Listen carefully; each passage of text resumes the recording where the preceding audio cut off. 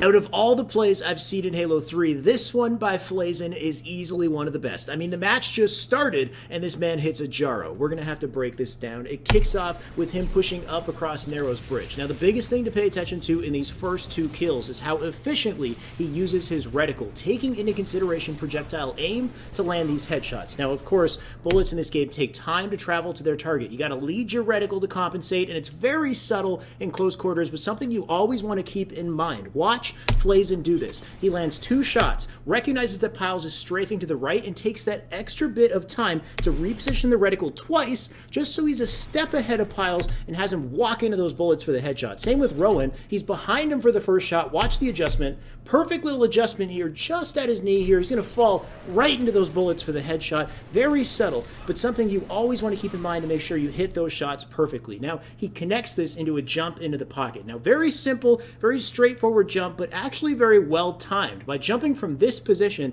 he ensures that he lands right in the pocket quickly and doesn't waste time. As opposed to jumping later or going around, it would take him longer to get there. Also from this position, he gives himself 2 options, basically. By jumping with a standard jump, if he doesn't see anybody in the pocket, he will land perfectly on this shoulder. But if he sees somebody, which he does, all he has to do is hold crouch to bring his knees up, and then he flies in there immediately and lands the back smack. And of course, right when he lands the back smack, he's already thinking about spawns behind him. You got flag, you got cannon, you got lobby. He's going to peg that right stick, turn around instantly, and position his reticle to consider all of these options, whether they're coming from the flag or the cannon door as he pushes up. So all so well executed, and of course, that leads to this headshot and this crazy sequence.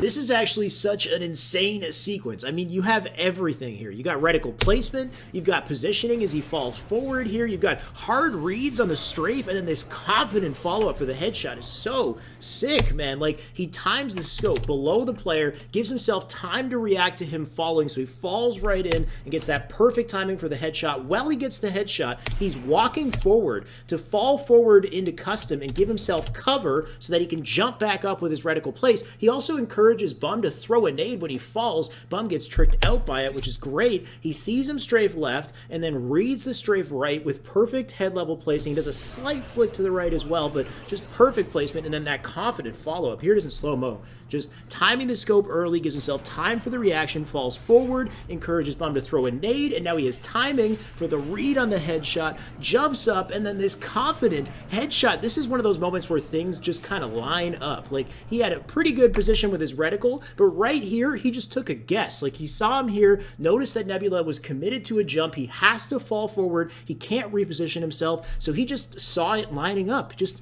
came through with confidence, timed that scope, no reaction here, just pressed the right stick perfectly around the wall, and it just flawlessly came together. Like, this is why I love Halo. And you can follow up plays with such confidence in a 7-kill string. Beautiful clip, such a beautiful clip. Killing spree, killing, trust, killing.